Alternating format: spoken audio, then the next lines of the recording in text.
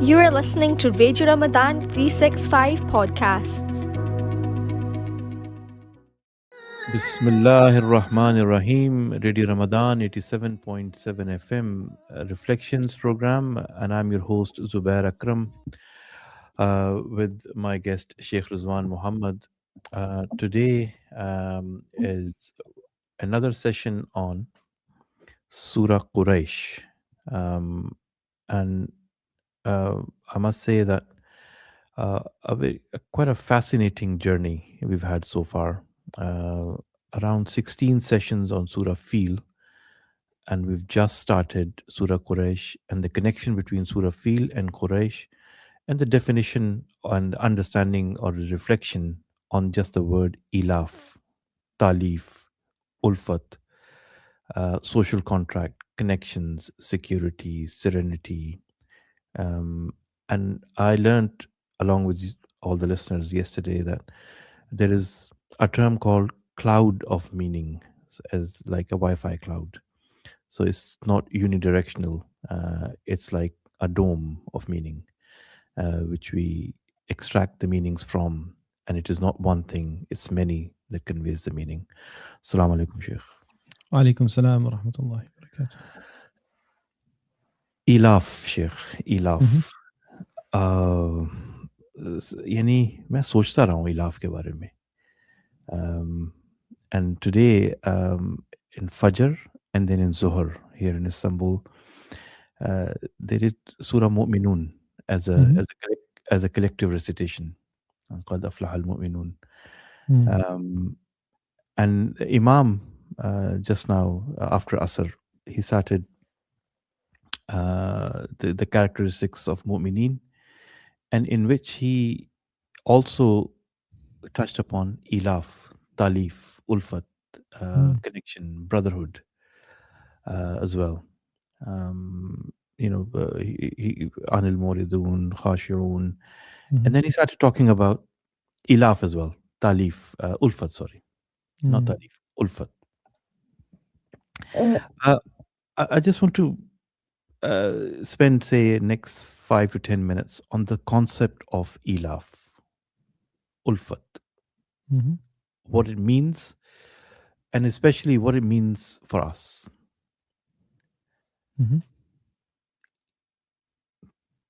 Okay. The meaning of ulfat, the layers of the meaning of ulfat and ilaf. Okay, Bismillah ar-Rahman ar-Rahim. So yesterday we did start off the chapter, and we obviously have to start off with the first grammatically the first thing, which is li ilaf. So it's the lam is a preposition, and we said it's kind of it's dangling without any connection unless you connect it to something else, which is assumed. And we talked about the fact that that is in the minds of the prominent companions, this was considered to be a continuation of the chapter, which was the chapter of the elephant, and all the discussion we took there, we brought into this, which is all that happened in the instance of the war elephant and the army of Abraha, was so that this thing would happen. And the thing that essentially we were talking about is ilaf. Ilaf is an interesting word. We kind of touched upon it yesterday. And yes, as you said, there's a meaning cloud, which is basically the word itself and its root then gives rise to lots of derivations in terms of Arabic, just the words themselves. But those words have meanings which have connotations and interconnect, which makes a very rich canvas, a very rich image in the mind of the reader about what this chapter is about, what it's intending to convey. And as you said, ulfa, ta'lif, ma'luf, mu'allafa,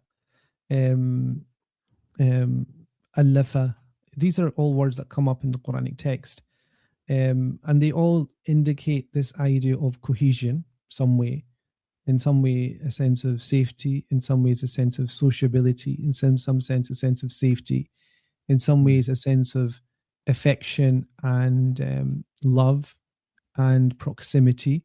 They indicate even, I would say, an associated thing which actually relates to this chapter, which is safe passage. Safe passage meaning being able to travel freely between one place and another. But in a wider sense, mu'allafa and ta'lif and ma'luf are all words that are essentially part and parcel of what is required for a very healthy, successful, vibrant society.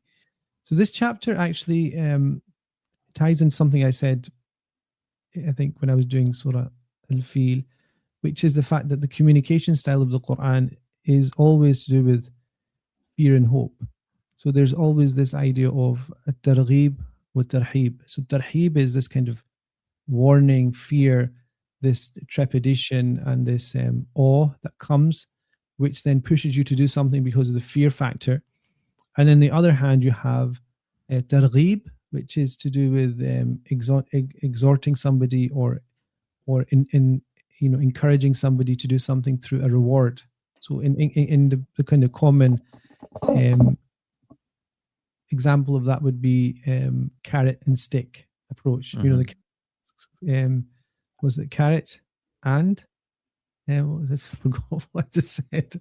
Stick. Carrot and stick. Carrot is something to entice, and the stick is to hit. This fasting is destroying my brain activity. So the CPU in my brain is just going way down. Yeah, carrot and stick. Is that carrot and stick? Yeah, carrot and stick. The carrot and stick approach is very powerful in terms of communication. So the chapter on the elephant is about fear. It's God can decimate you, فَجَعَلَهُمْ كَأَصْفٍ مَأْكُولٍ, can chew you up, can make you chewed up like, scrawled, decimated wheat fields. Okay, and that is the length of destruction. So if you think of it, actually, we didn't talk about the image too much. A wheat field, from a distance, you just see yellow. But if you go up to the wheat, it stands up proud. The wheat stalk stands up direct, very tall and very, very proud. But the strength of it is very little. An animal can come through and just trample on the bottom and it all falls down directly. It falls down. And so this, the image is of a wheat field, which is just totally trampled and eaten up and chewed up. And it has no use at all. The wheat is going to be, if it remains on the ground, it'll be useless. It'll rot. So that's the fear. But then the fear then is now going to be followed up for the Quraysh with this hope and this positive image of the fact that they are in a state of ulfa amongst themselves, amongst the Qurayshi tribe itself. And also its social setting as well. We'll see in terms of how the societies are around them, the nations, the major empires around them are, and how they relate to the Quraysh. But then, for a wider thing, it's about ulfa, it's about cohesion, it's about tranquility. So the purpose of a healthy society, you would imagine, is not a large GDP, economic prosperity, which may just congregate in the hands of a few. It's about the fact that everyone in society feels welcome, feels part of the whole, feels valued, and feels important. And so a successful society would be one where the society itself feels content with its members. Any familiarity is there, friendliness is there, connections are there, network is there. Yeah, if you think of happiness and where you would imagine the perfect balance to be in terms of work, life, family, hobbies, interests, intellectual pursuits, physical health. Where's that perfect mean? Where's the perfect sweet spot for a society to have? That is essentially where this ulfa comes from. Ulfa is this common concern, you could imagine, amongst people in a community, looking out for each other. And so that is the image that's coming up when you talk about li'ilafi, li'ilaf. The instance of the elephant and the destruction of that army was so that this society within which the Prophet ﷺ was born, and remember we talked about the fact that this was the Surah Fil was essentially to prepare the Prophet ﷺ's coming in Mecca al-Mukarramah to be a place of safety and security. And so li'ilafi is essentially saying that all of that was a preparation and a preamble to the coming of the Messenger ﷺ to Makkah al-Mukarramah. And of course, it came within the context of a tribe, the Quraysh, a social context, a political context, an economic context. All of that was conducive to his coming. All that was conducive to him coming safely and securely. And so that you could also then hone in on the real problems of a society. If you take away the safety and security aspects, the problem that they had wasn't the issue of safety, security, and economic poverty or external pressures. There was an internal, deep spiritual problem at the heart of that society, which is why I remember Sayyid Ramadan al-Bouti, rahimahullah, passed away, in the Syrian conflict, during the Syrian conflict. He says something very interesting in his fiqh sirah, in which he basically asks the question and answers it, is why was the Prophet ﷺ sent to that part of the world? Essentially, why wasn't he sent in Palestine? Why was he not sent in the Levant, Asham? Why was he not sent in the Euphrates basin or Egypt, where all these possible places you could send a prophet? Why was he sent in the midst of that? And essentially his answer is that it was outside the sphere of influence of the major cultural, economic, military powers of the time, so that he was protected in one way. He was protected, his message was protected, but also there wasn't a complication in what the problem in society was. So the problem is not like the secondary issues are economic, the secondary issues are military, the secondary issues are political, but the primary issues are belief. The primary issues are about conceptualizing truth and how the world should work and how the world should be ordered. Social fabric? No, not even that. No, the core is tawheed. The core is your relationship to how events unfold and where they come from and what your responsibility is to them. The extraneous secondary ones are, economic, parity and equality, political degree of freedom in terms of individuals and their agency and volition, basic safety and security. These are things that come out of how you relate with Allah subhanahu wa ta'ala, how you relate with God. In other words, what does it mean, when Allah subhanahu wa ta'ala says, Inna akramakum indallahi atqakum? You have to understand that your relationship with God is important so that you can say that the best of us in the eyes of God is the one that has the most fear of Allah, not the most wealthy, not the most powerful, not the most industrious, the one that has the most taqwa. Everything's built around this idea, and this is why the verse before that talks about God has created you in tribes and nations. Later arafu, your differences in your languages and your colors. All of these are extraneous secondary issues. The core in terms of your privilege is going to be related to your connection to Allah subhanahu wa ta'ala. So once you sort that out, then you can start to look at what does that then mean in terms of how people treat each other.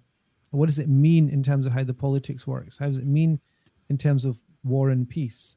What does it mean in terms of sociability and creating strong family units? What does it mean for that secondarily?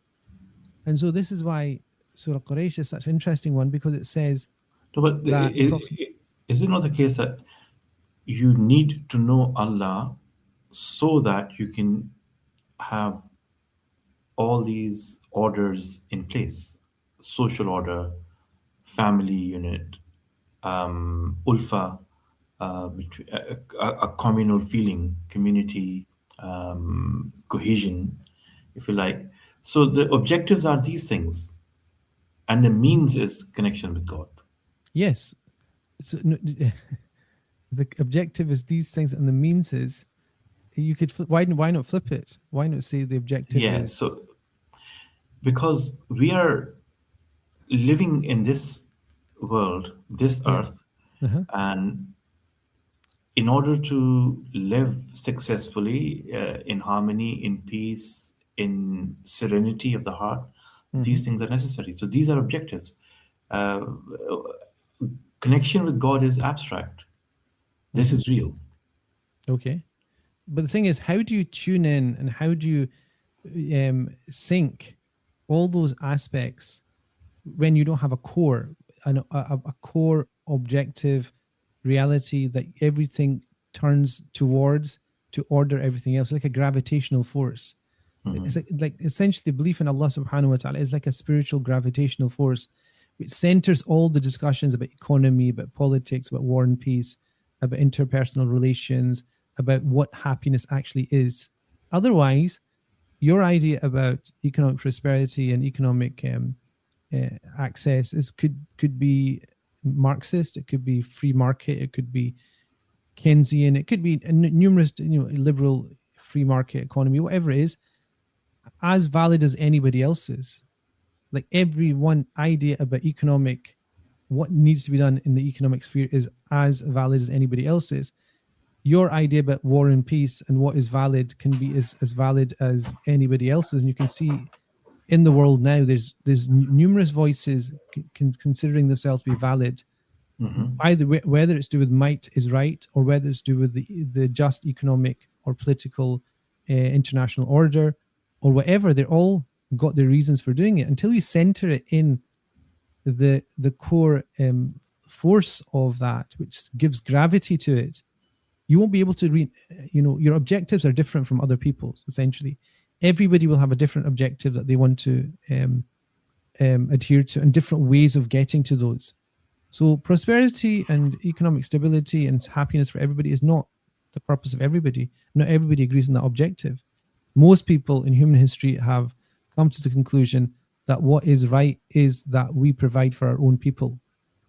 Throughout human history, why do wars take place? Is because we have more of a right and privilege over land and resources than other people. And therefore, if it requires us to take that land and those resources by force and killing and maiming and slaughtering, we will do it. And we are naive if we think otherwise, because even today, what is it? It's a war over access to resources. Essentially, it's the raw energy that's required to move the world economy is being fought over. And this idea about freedom, women's rights, freedom, abstract ideas such as those are complete rubbish. This is complete farce. And so if you don't have the center, which is that there's no privilege for, like the Prophet in the farewell pilgrimage said, there's no privilege for an Arab over a non-Arab and a white over the black, except in piety, in akramakum indallahi atqakum, that the most elevated of you in the eyes of God is the one that has the most awareness of Allah subhanahu wa ta'ala. That is a complete game changer, because it takes away the whole idea of privilege. It takes the whole idea of gender privilege. It takes away the idea of national privilege, ethnic privilege, if there was such a thing as ethnic. And that's essentially, you need it to create this sense of what we talked about today, which is ta'lif, ulfa, the sense of cohesion. In this sense, cohesion. But in the sense of this chapter, it will actually be something else, which will be what I talked about when the Prophet came to that place, because it was safe. So because one of Ilaf is security and trade. In this situation, actually, it's related to something that happened. It's a historical thing, because then it goes back to, again, the first chapter we looked at is a very historical thing. It's an event in history. We know the people, we know the protagonists, we know the events, we know when it happened. And Quraysh is also a historical tribe. It's not an abstract thing. It's a real thing. It's people. And again, this security and safety is very interesting, because Ilaf is actually in the name of a contract as well. So the reason I didn't mention it, yesterday and up until to now, is because you have to understand the word cloud, the meaning cloud of Ilaf, and then realize Ilaf here actually means safe passage. It's a contract of safe passage, which was specifically facilitated for the Quraysh, that allowed them to essentially have the best of all worlds. Relative protection, outside the sphere of influence of the Roman and Persian empires, able to do trade in Yemen and in the Levant. Basically when it was conducive for them to make the most money, they went south. When it was conducive for them to make money in the north, they went north. In other words, that wasn't something, you couldn't just go between, if you're in the Sassanid Empire, Persian Empire, and you wanted to trade with the Romans, you couldn't just go across. But the Quraysh were given this opportunity that they could have the best of all worlds. And that was based upon the fact that, again, why was the Prophet sent in that specific geographical location, which is outside the sphere of these two major powers? And also, it comes to a deeper thing, which is Allah subhanahu wa ta'ala sent the Prophet Ibrahim alayhi salatu wasalam and ordered him to create the Kaaba there specifically. Bakka. Bakka, it means Mecca. And that was then facilitated through, Qusay ibn Kilab, one of the great grandparents of the Prophet alayhi salatu wasalam, who then had in his lineage there was 4 brothers who then essentially, again, it's quite a fascinating thing. They were able to strike up. They have trade agreements now. So you have, UK exited the economic European Union, didn't they?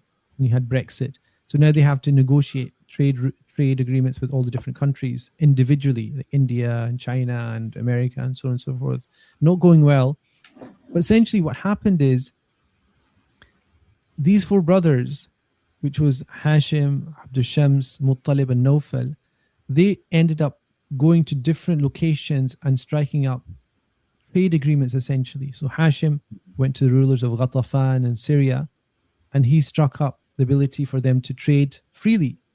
Abdul Shams went to Abyssinia, and he was able to allow them to go and come for economic movement. Muttalib was able to go to the Yemen and strike up the ability for them to travel down and come back, buy and sell. And Nawfal went to Persia and the Sassanid. So essentially you've got the Abyssinians, you've got the Persians, you've got the Romans, and you've got all of these within the sphere of influence of free trade agreements, but also safety. With the free trade doesn't make any sense unless you're given protection as well. So Allah says, look, Quraysh, look what we just did to Ashab al-Fil, and now look at yourself. That's the fear factor, the companions of the war elephant. Now let's look at yourself. Let's look at how sweet we've made everything for you. You can go up and down, north, south, east, west, trade as you want. You have relative safety. We protected you from, marauding armies and even attacks directly focused to you. And those agreements were called the Ilaf, the safe passage agreements that the Quraysh were given. And so that's what Allah subhanahu wa ta'ala is pointing them towards. Look at your situation. Look at the very simple, sweet set of cards that you have for yourself. So you need to think, why is that happening? Why are you given so much safety and relative security and cohesion within yourselves as well as a tribe? You have to start to give thanks. Otherwise, the indication is towards Ashab al-Fil. Okay, let's take a short break here, and inshallah we'll cover ayah 2 and 3. And I've got quite specific questions in my head, where this is all going, inshallah. So a short ad break, and we will be right back. से देखा नहीं है मगर उनकी तस्वीर सीने में मौजूद है जिसने लाकर कलामे इलाही दिया जिसने Reflections of Shaykh Ruzwan Muhammad, Surah Qureysh. This is the second session of Surah Qureysh. First ayah, the concept of ilaf, a trade pact, a trade route, and a trade agreement, a free zone agreement with protection is what was divinely promised by Allah subhanahu wa ta'ala after the events of Surah Fil, after the events described in Surah Fil. of Abraha, the warring elephants, and how they were decimated, and how Quraysh were protected, and not just protected from this calamity that would have struck them, but with a gift, a divine gift. And we are trying to explore why were they given this divine gift? Why them? Why did they give this gift? What make them deserving of this divine gift? So that comes back to the whole thing about the story of the elephant is essentially preparation for the Prophet ﷺ. The safety and security and divine ordering of them at that specific geographical place with the safety, security and free trade and all these things essentially is also for that very purpose, which is to bring them into the sphere of influence of nobody essentially apart from themselves. So it creates, it's like a controlled experiment where, that's essentially what I was saying before the break, but I didn't say it in this way. It's like a controlled experiment where you're testing out what is it that society is missing that would make it whole.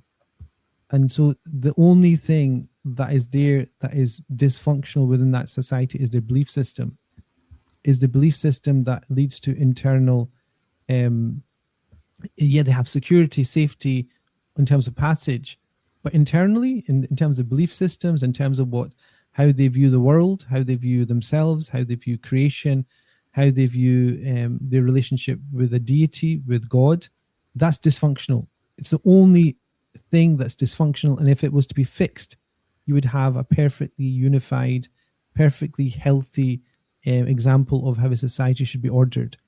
And so that's exactly why it is. That safety security is for the preparation of the Prophet ﷺ to come, and not so it can't be claimed that the Prophet ﷺ is working on the back of the influence of the Persians or the Romans, that he's within the sphere of influence of those people. What he's allowed to do, ﷺ, then is just to present the message, and it comes out very clear because there's very little in terms of friction apart from the belief system itself and the call to Tawheed. The call to the unity of Allah subhanahu wa ta'ala is the main thing that he focuses on for the majority of his time in Makkah al-Mukarramah. He talks about, shortchanging and, oppression of the orphan and the female infanticide that took place. He talked about those, but they were manifestations of their disconnect with God.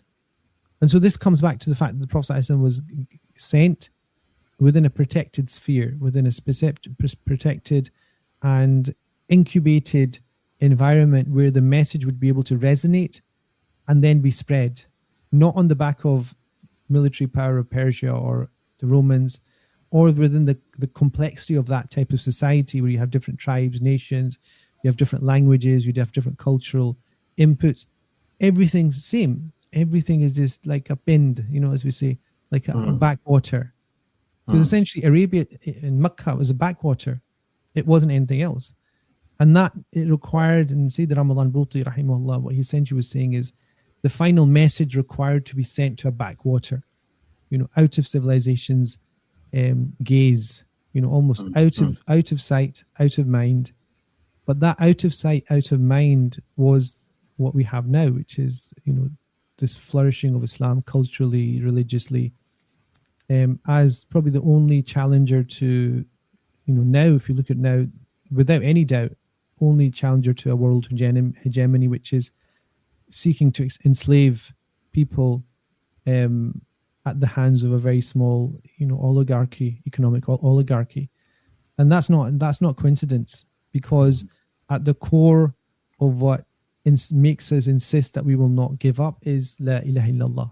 Like we're not going to negotiate something that's so essential to our existence.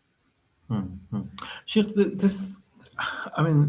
I have a little trouble digesting this. Sorry. So the abstract idea of believing in Allah subhanahu wa ta'ala, belief, subhanallah, love of the Prophet sallallahu alaihi wasallam. The holders of this love and holders of this connection haven't been able to organize even the smallest of things in this world at the moment, Mm-hmm. where we live. In medicine, in communication, in transport, air travel, sea navigation, trade routes. None of it is controlled by the holders of this connection. Mm-hmm. And so the consequence. What we're saying is, you strengthen the bond with Allah, and this life will be solved. Mm-hmm. This world will be solved. Mm-hmm. Where the objective again remains in my head is to solve the world, to Mm-hmm. solve the life of people, the quality Mm-hmm. of life of people, with Mm-hmm. peace, with serenity, with cohesion, with respect, with mutual respect. So Okay. why talk of this abstract idea I'll tell as you why. I'll is tell you why. I'll tell you why. This framing is wrong. First of all, okay, like if okay. you take okay, how do we decide what is going to be successful for humanity? Take the Nobel laureates in literature, in maths, in English, in peace. I mean, it's run by pedophiles. Let's just be very clear on that. The whole system of the Nobel Peace Prize. You all know who Nobel is. If you don't know it, you can look it up. The audacity of setting up some kind of Western privilege system which gives out what will dictate success in a worldly life is farcical if you understand who set it up, who's sitting to decide who gets what. Essentially, success is not in economic progression, even though you think it is, because that's not economic progression. It's essentially the last century has seen the biggest shift of resources and wealth from the vast majority of individual people on earth to a very, very small group of people. And that process is the exponential surge of that increasing is quite scary, actually, in terms of how your access to production in different countries is disappearing, the ability for individuals in those countries to have access to wealth and to have access to their own resources is diminishing.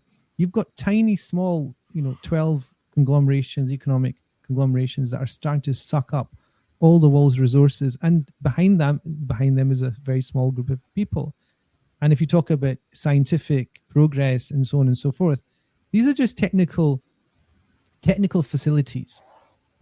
If you were to tell me that people now are healthier than they were in the past, I would have a very difficult job in understanding or accepting that.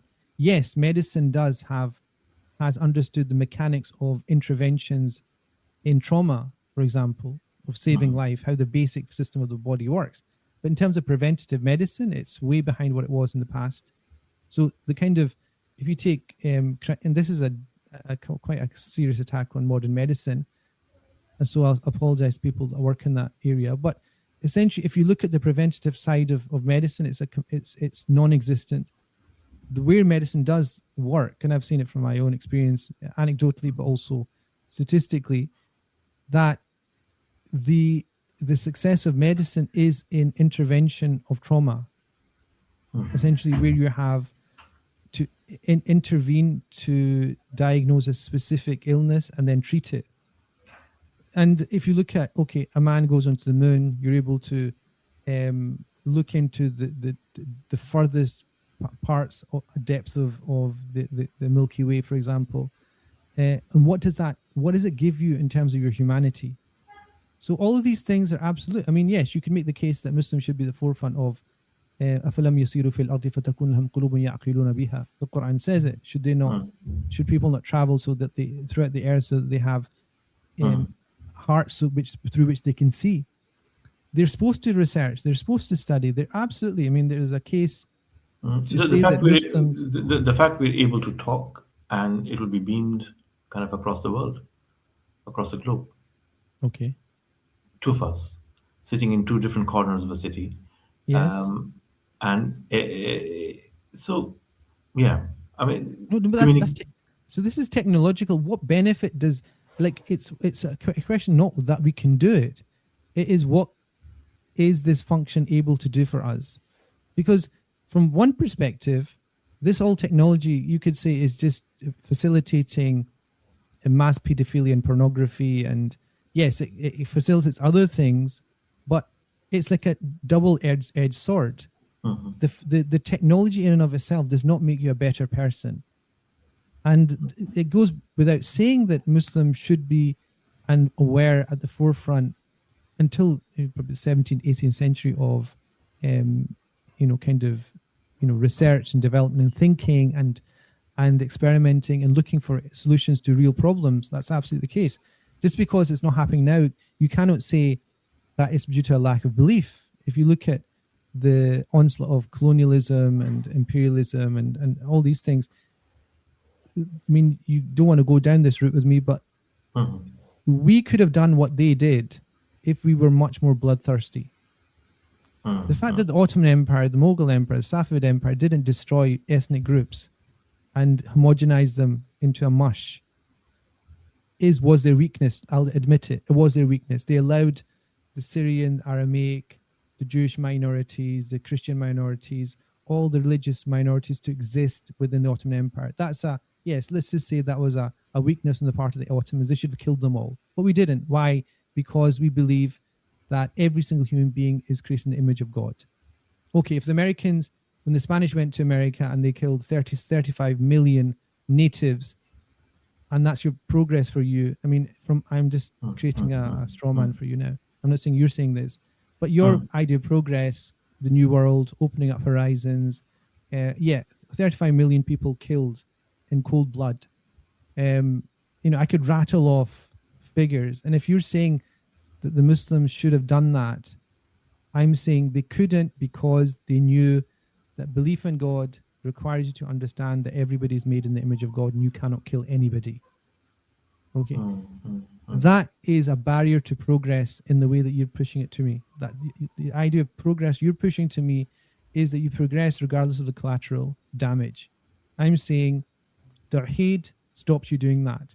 It allows a natural, organic, healthy society to grow. And in opposition to it is, if you heard what we were talking about for 16 sessions, Abraha and this brute force of just demolition, that's the other side of it. You could say, he wanted to create a unified trade route for the Byzantine Empire, north and south, much more efficient, would tie in Mecca to the world economy, mashallah. No, I'm not accepting it at all. Better a backwater that's safe, sane, secure, organic, and healthy than a powerful economic power that is rotten to the core. And if you're trying to tell me that the American establishment is not rotten to the core, ethically, morally, and there's another thing. There's some research I was reading recently about every major empire. Once it's crumbling, it goes into sexual perversion. When it knows it's about to crumble, it goes into sexual perversion. And now, with the Epstein files, and it's just the tip of the iceberg. I was watching something from the head of Prager Institute in America, who's actually was brought up a Jew, but then became an evangelical Christian. But that old heresy and that dysfunctionality comes out when he was saying it was okay to have, I'm not going to say it, actually, I won't say it, it's iftar time, but the worst of perversions and defending them, using AI as an excuse to do the worst of perversions. And that's somebody who's supporting research, development, intellectual activity in America with really, amazing people giving each other all these amazing prizes. I don't buy it. Why should I buy it? Because it's rotten to the core. And so why should I take on a line of thinking of a speaker who will say, Israel's produced more Nobel Prize winners than the Muslim community over the last 100 years. Good. I love it. I'd rather that be the case, because what you've done on the back of that is a testimony to your inhumanity. So this whole thing, how many Nobel Prize winners do we have, is a complete red herring. It's just not acceptable because it's anti-intellectual at the basis of it, because you have to look at the criteria through which you establish superiority, you establish progress and development, and for what reason and for what purpose. So if you say Look at the amazing advancements in AI. Yeah, come back in 10 years and tell me about them. And when you see the death and destruction of innocent people through mass warfare that doesn't require a human being to actually do anything anymore, then you can say why we were able to write an essay for our university without having to think. So majority Muwahideen metropolises, Cairo, Lahore, Karachi, Jakarta, you name it, the most chaotic, unclean, full of accidents, no care for the ill, for bad traffic. How do I understand this? You look at the economic profile of the country. If you look at the economic profile of the country, if you've listened to what I've been saying, the economies of those countries are rich internally and poor structurally because of external intervention. And I don't have to prove that. IMF, World Bank, if you look at the African continent, the amount of money that's taken out through debt repayment is nothing compared to the amount that they're apparently given in aid and help and the structural systems of France, for example, in Western Africa, for example, are structurally created to keep those countries in dire poverty, and the educated elite are placed there to ensure that system never changes. Pakistan's exactly the same. You have the most grotesque manifestation of an oligarchy serving an international order that basically asks, how do we squeeze our population even more and allow you to basically take all of our resources? That's the situation every one of those countries that you mentioned, like Jakarta. And the solution is connection with God. Solution was what we talked about in that one episode that we did off topic, which was on the current conflict, which is you have to aid and create coherent alliances with a global South order that brings down that northern oligarchy and that system, which is set up, the whole thing, the UN, the United Nations, IMF, the World Bank, international orders and economic systems are set up, and the debt-based economic system are set up to enslave people, one of which are Muslims. One of which, if you go to South Africa, you got the same thing. You go to South America, you got the same thing. There's nothing unique. Connection with God is connection with God is in the center of your whole. No, the connection with God is there to make you have sense of it. That's it. It's just the fact that it takes your focus away from the fact that success is not worldly success, and that's it. If your worldly success is built upon moral decadence and rot, that world success is not something that you should seek. That's a basic prophetic teaching that I would never ever put up for discussion. The fact that you do not measure your success by worldly success, by advancement, if that advancement is built in the back of immorality and unethical behavior. You can say, okay, Switzerland, Scandinavia, Norway, these are structural economies that have created their wealth on the back of leveraging contractual agreements with less privileged countries to ensure that they keep that privilege. So if you're in that situation, you're 10 million people living in luxury and talking about organic this and saving the environment that and heat pumps, you can do that very easily because you've got the privilege of being 10 million, sitting on a national wealth fund, creating instability in other parts of the world and basically siphoning off the resources. It's very easy, Zubair, to sit there and be smug and say, oh, we're doing this because we're much more elevated and progressive. I don't buy it at all. You go to the Muslim countries. Look at Indonesia. How many was it? 300 million almost. The Indian diaspora, Muslim diaspora, over 200 million. Pakistan. Any country that stands up against that is up against that whole order, world order. And so the outward dysfunctionality there will continue until you have that order that's there, which is to do with structural economic issues and military issues. And until those are sorted out, the faith is not something that's going to give you a rise in your GDP. It's going to give you internal solace, and it will give you internally a reason and a way in which to order yourself to stand up to those powers that be. And it is a test. I mean, there's no easy way around that, and there's no simple way, but I don't think the argument that because the West is more progressive, that it's something we should aspire to, if the West itself, in its moral core, is basically dissipating and destroying itself. I don't accept that at all.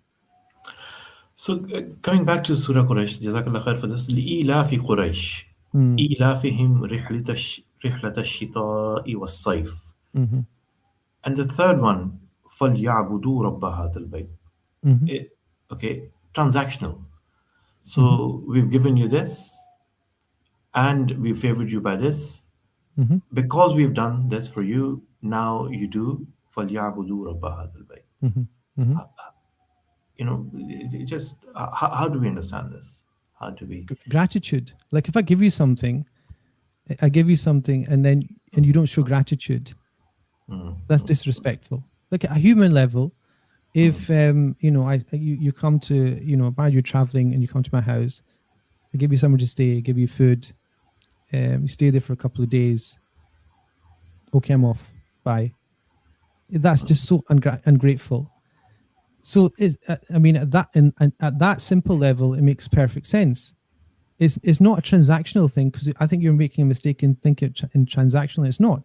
Allah is saying that the relative safety that you've got, you should appreciate it by at least looking at the place you're in, which is Makkatul Mukarramah, which is a ma'abad, which is a temple house, sanctuary for Allah subhanahu wa ta'ala, which was originally created by the Prophet Ibrahim alayhi salatu wasalam. Why would you turn your back on that function of the house, the function of the core site as a pilgrimage venue, and not do that when it doesn't take much to show gratitude? So it's not, I think you're looking at a transactional thing. There's no transactional thing here at all. There's a simple thing of gratitude. And if you're given all of this, it just allows you to at least accept the fact that there's human gratitude to the creator of that stability, of that safety that you've been given, as almost like an exceptional case. If you looked at a world, kind of map of different tribes and how they were able to manage different areas and through no essentially no kind of work of their own. It's just that geographically they were in a backwater. But then that intervention they were in a favored place in geography, right? And further, they were coupled with more favor by Abraha getting defeated and now a totally safe route. Yeah, so the safe routes about economic, routes, the relative safety, out of the way of marauding armies. That it wasn't, it's interesting that they talk about language being preserved. They talk about the language being preserved best where there's no kind of throughfare of armies and cultures and ethnic groups. So any place where you don't have, constant traffic of armies and warriors and trade, which brings new people in and takes the people there out, you essentially have a very good preservation of language, but you have a very good preservation of values and morality and language. So the Quraysh were exactly like that. Sana'a, for example, was a place where it was never conquered by a foreign army in the First or Second World War. Even before that, the Ottomans had a governor there, but it wasn't conquered in the traditional way, which meant that Sana'a and the language of Arabic there was very, very fluent, and it was very, very close to the old pre-Islamic and Islamic Arabic at the time of the Prophet ﷺ, because there wasn't much flux. And once Quraysh and Mecca, and then it all comes tied into the Islamicate lands, Egyptians, Moroccans, Turkish, they start coming. That makes Arabic language differ. So Quraysh, you would say at that time had a perfect Arabic language. now, if you go and try and speak to somebody from the Quraysh in Mecca, it's a lot of Urdu, a lot of Hindi, a lot of English. I mean, they've lost their language. The Khalij has lost its language. But at that time, it wasn't the case. It was protected, preserved. It was in relative safety, both naturally and also through these, kind of trade agreement types that they managed to have set out for them. All of that were indications of some kind of divine providence, some kind of divine help, some kind of divine protection for them looking back.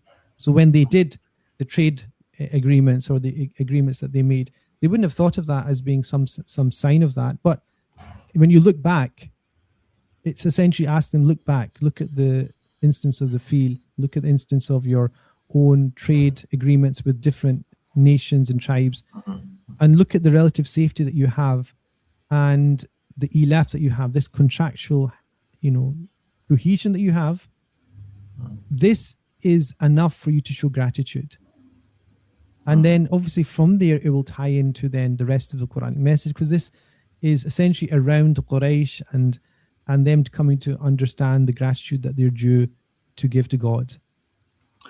Shaykh, we have 10, 12 minutes left of this program, this session today. A point of clarification here. Now, Quraysh had they leveraged their religious position. They were the custodians of the precinct, right? Mm-hmm. And their position has been acknowledged by Allah subhanahu wa ta'ala, even in this, in Quraysh. So they were favored because of their position. And not just the favored, they leveraged for trade. Their position was leveraged by trade. Mm-hmm. Is this something normally is frowned upon? Normally it is criticized. Even today, a religious person trying to do a trade, and because he looks overtly religious, or a family that is religious, or mutawallis of certain precincts, their position help them in trade, gives them an unfair advantage. Mm-hmm. In this surah, it is allowed. It's okay. Not just okay, it's revered. Mm-hmm. It's applauded. So how do we understand this? You understand it as it is. Is there anything wrong with trading? Is there anything wrong with ahallallahu al-bay' wa harrama riba? The Quran, Surah Al-Baqarah says it clearly that God has made trade halal. Halal meaning good, meaning something that you should not just. It's not just a ruling on its in terms of fiqh. Halal means that it's something you should go towards. Wa harrama riba, and has made forbidden for you engagement in usury, extortionate use of leverage in economics. So I don't see why there would be any bar, because the Prophet ﷺ said the strong believer is more honored in the eyes of Allah subhanahu wa ta'ala than the weak believer, and that also indicates towards physical strength, but also towards capacity, which is capacity in terms of economics, helping. And this is why the Prophet also said that, if somebody has been blessed with something, let the blessing of God be shown upon you. In other words, if you're blessed with wealth, that wealth should be shown upon you. Like you should be able to see that this person is somebody that has been blessed. Like Sayyidina Malik radiallahu anhu, he used to trade, but also he went through a period of poverty. He had to sell the wooden beams in his house at a certain point in his life because he was so poor. He became rich, and when he became rich through trade and through teaching, he would wear the most expensive of Yemeni cloaks. According to today's prices, it would be like £50,000 for a cloak. I mean, that's extravagant, but it's not, because it's one of it's showing the effect of God's blessing upon you. So this whole thing about poverty being an indication of closeness to Allah subhanahu wa ta'ala is something that is, I think, a scourge in our community, because of the fact that they don't understand the purpose of wealth and acquiring it and then using it. And also they don't understand the difference between that and zuhud, which is something that's praiseworthy, which is to do without the world. to do with a little of the world. It doesn't mean to have a little of it. It means to have a little of it in your heart. This is why Sidi Ahmed Zarruq's teacher, Abu Abbas al-Hadrami, he was asked about it by his student, and he said, I can't understand this issue of zuhud, because everybody likes to have things that they own and to be wealthy. And he says zuhud is not to have nothing in your hand. It's to have everything in your hand but not allow it to come into your heart. So that is a completely different concept of wealth, different concept of affluence, a different concept of sainthood, a different concept of worldliness and godliness. Because as long as you earn it in a way that's healthy, in a way that is accepted and ethical, then it's perfectly acceptable for you to have it.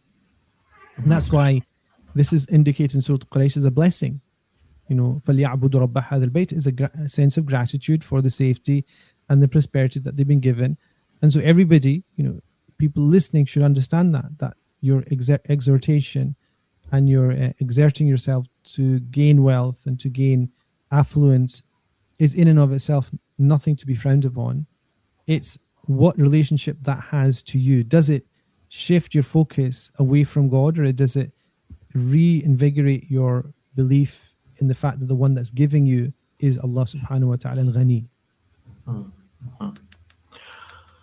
So leveraging one's religious position knowingly, getting into trade, getting into commerce, is nothing to be ashamed of, nothing to be criticized of, nothing. No, but you've said the opposite, leveraging your religious position, meaning having a longer beard so you'll get a better contract from another religious person. No. Well, that's not what I mean. Leverage is exactly what I mean is the leveraging. I mean, there are quite, in my head, so there are quite strong families that exist in the subcontinent, for example. They are strong, they are rooted because of their religious position. They are custodians, and yet they are businessmen. And they get an unfair advantage. Is there business through trade? Is it through fraud? Is it through dishonesty? Is it through short selling or mis-selling things, and people accept it because they're religious? No, the sheer presence gives them an advantage. Well, that's nothing wrong with that.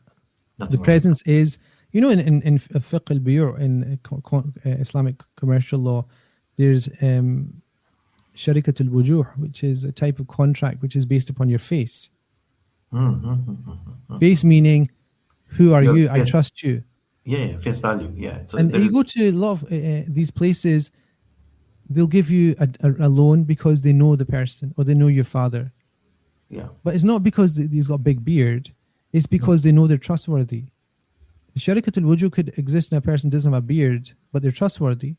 It's still sharikat al-wujuh. It's still a contract which is based upon your conduct. Your conduct, but also your reputation. Yeah. So if you're a good religious person, meaning like al-Amin, like the Prophet ﷺ was, that was sharikat al-wujuh. People went into business with the Prophet ﷺ on the very basis of him ﷺ being the Prophet. Not being prophet, before being a prophet, being al-Amin, being trustworthy, and that was enough for them to do it.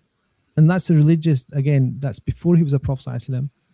He had that moral center, and it doesn't require you to be religious outright in that way, but generally you'll know. And this, I was watching a clip a couple of days ago, but somebody, he was a Christian. He goes, "I've never been swindled by a Muslim businessman in the trade I do."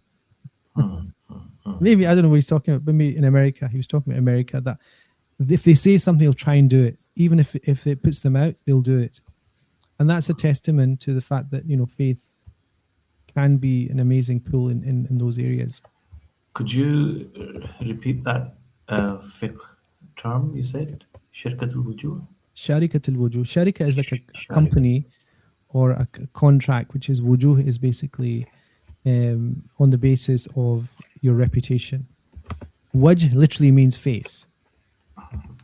Yeah. Subhanallah. Okay, noted. Jazakallah khair, I think. We'll end our reflections today on this note. Inshallah. Surah Quraysh.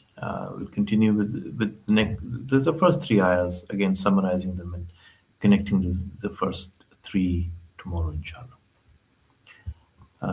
Up until tomorrow, Assalamu alaikum wa rahmatullahi wa barakatuh. Wa alaikum salam wa rahmatullah.